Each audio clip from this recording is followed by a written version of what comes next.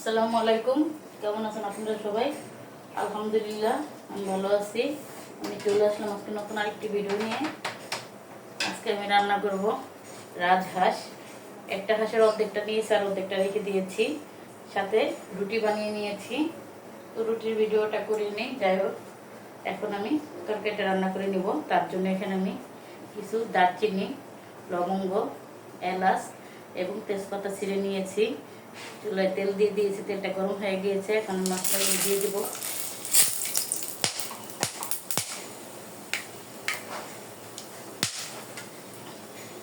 এখানে আছে কিছু পেঁয়াজ কুচি এবং কাঁচামরিচ ফালি, আর সাথে আমি আস্ত রসুনও দিব। তো রসুনটা এখন দেবো না, পরে দেবো।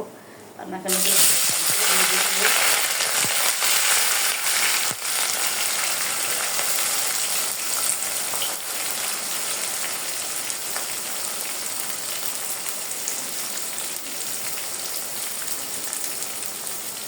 চারিদিকে ওই জন্য একটা রাজহাঁস নিয়েছিলাম, তার অর্ধেকটা আমি নিয়ে নিয়েছি আর অর্ধেকটা রেখে দিয়েছি। পেঁয়াজটাকে আমি এখন ভেজে নিব।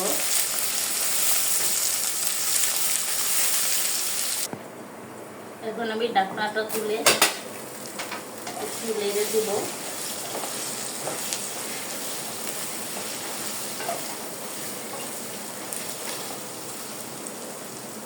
হাঁস সবসময় বাটা মশলা রান্না ভালো হয়। তো আমি আজকে মশলাটা বেটে নিয়ে নেই, প্রতিবার বেটে নেই।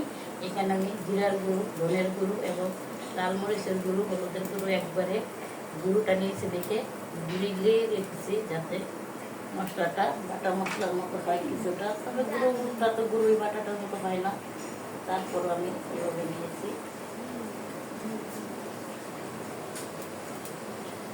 পেঁয়াজটাকে আরও ভালো করে ভেজে নিই। আমি এখন পেঁয়াজটা ভালো করে ভেজে নিয়েছি। এখন এক এক করে মশলাগুলো দিয়ে দেবো, আর ভাজবো না। এখানে দিয়ে দেবো আদা রসুনের পেস্ট,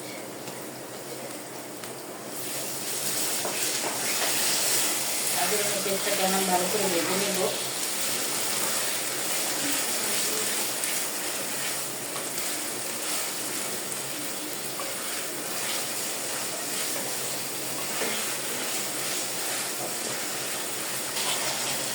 আদা রসুনের পেস্টটা আমি ভালো করে ভেজে নিয়েছি। এখন যে মশলাটা গুলিয়ে রেখেছিলাম ওই মশলাটা দিয়ে দেবো।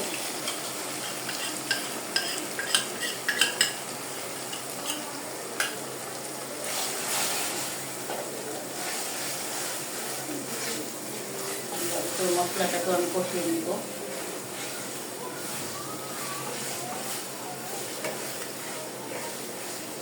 একটু পানি দিয়ে দিব। পাতিলে করে পানি নিয়ে এসেছি যে কষাইতে যাতে লাগবে, পানিটা দেওয়ার জন্য অল্প করে একটু পানি দিব। ঢাকনাটা তুলে মশলাটা নেড়ে দিব। আর অনেকবার এরকম নেড়ে দিয়েছি, মশলাটা কষানো হয়ে গিয়েছে। এখন এই মাংসটা দিয়ে দিই। প্রায় খাসির মাংসের মতো হয়েছে। রাজহাঁসটা 4 কেজি ওজন ছিল। চাপা দিতে কুবাইয়ে কাটতে হয়েছে। অনেকটা মনে হয় খাসির মাংসের মতোই।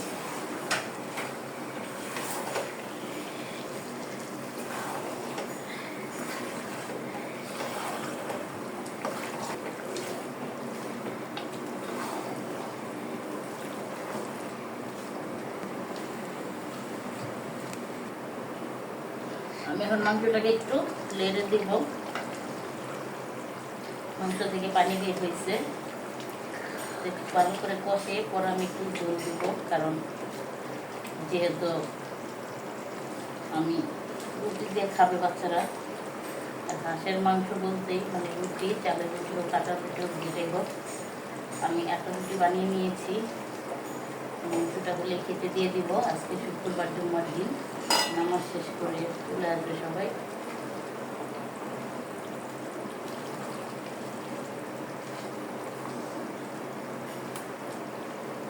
একবারে খাসির মাংসের মতো লাগতেছে, বোঝাই যেতেছে না যে এটা খাসির মাংস। মাংসটা হতে থাক। এখন আমি আবার ঢাকনা দেয়া ঢেকে দেব। এভাবে লেড়ে দিয়ে ভালো করে কষিয়ে নিব। একটু লেড়ে দেই।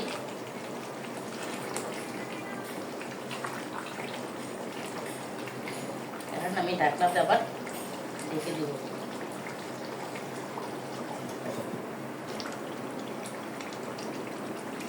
মাংসটাকে আমি লেড়ে লেড়ে কষিয়ে নিতেছি।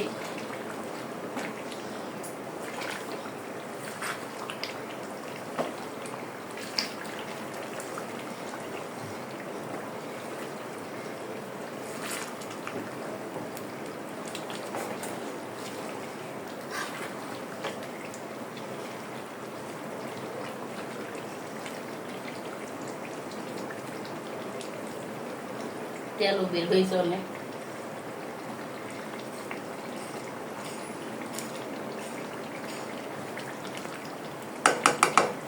এখন আমি ঝোল দিয়ে দিব।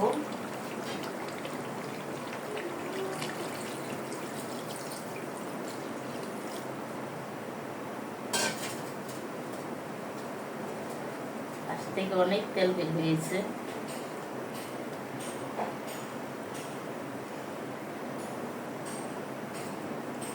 বলো বুঝলে আমি একটু টালা জিরের গুঁড়ো দিয়ে দিব।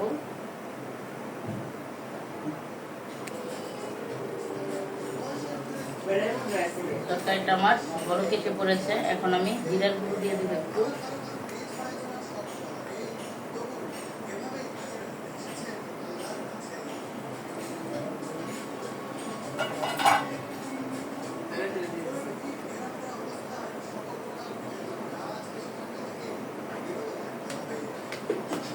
টালা জিরের গুঁড়ো এটা আস্তে আস্তে ফুটতে থাক। যখন ঝোলটা আঠালো হবে, ঘন ঘন হয়ে যাবে, তখন আমি নিয়ে যাব করে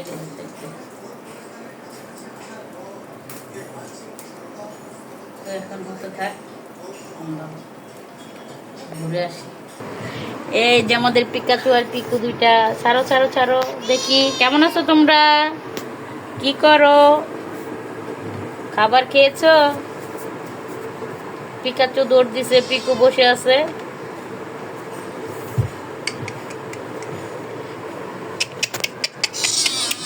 ছাড়ো ছাড়ো ছাড়ো ছাড়ো ছাড়ো ছাড়ো ছাড়ো ছাড়ো, কিভাবে দৌড়ে চলে যায়। হ্যাঁ, গেট বন্দি। কোথায় যাবে এখন তোমরা? যাবে কোথায়? কোথায় যাবে? বন্দি হয়ে গিয়েছে। কি যেতে পারো না এখন? দরজা বন্ধ। পিকাচু, পিকু, ও খুব সুন্দর করে হারা বসেছে।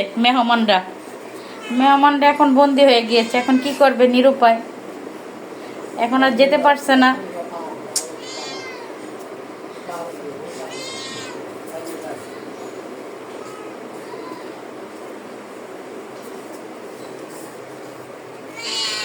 মেয়েও বলো, কষ্টের কথা বলো। খাবার খেয়েছো? খাবার খেয়েছো তোমরা? কথা বলো।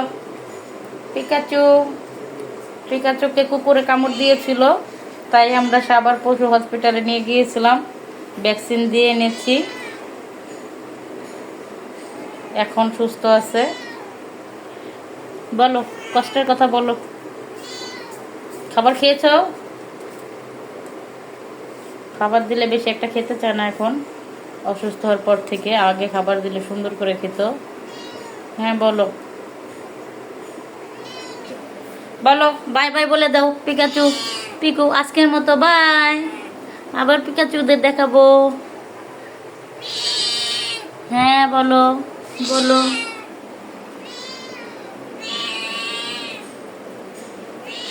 হয়ে গেছে আমার তরকারিটা। এখন আমি খেতে দিয়ে দিব বাচ্চাদের। বাচ্চারা নামাজ পড়ে চলে এসেছে, তো এখন খেতে চলে যাই।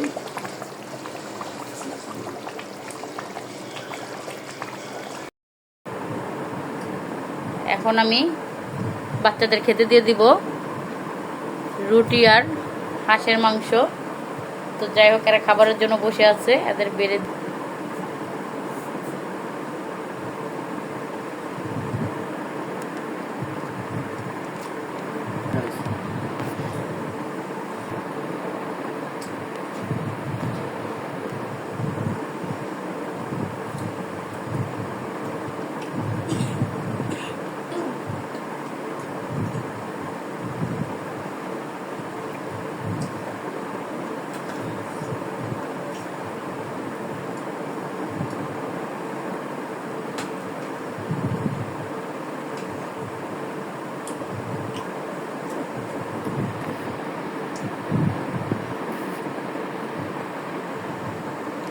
কি খাইতেছো ফারহান?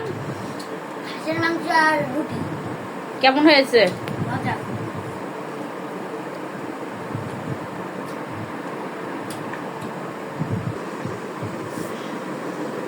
তো যাই হোক, রুটি দিয়ে হাঁসের মাংস বাচ্চাদের খেতে দিয়ে দিয়েছি, ওরা খেতেছে, আমরাও বসে যাব।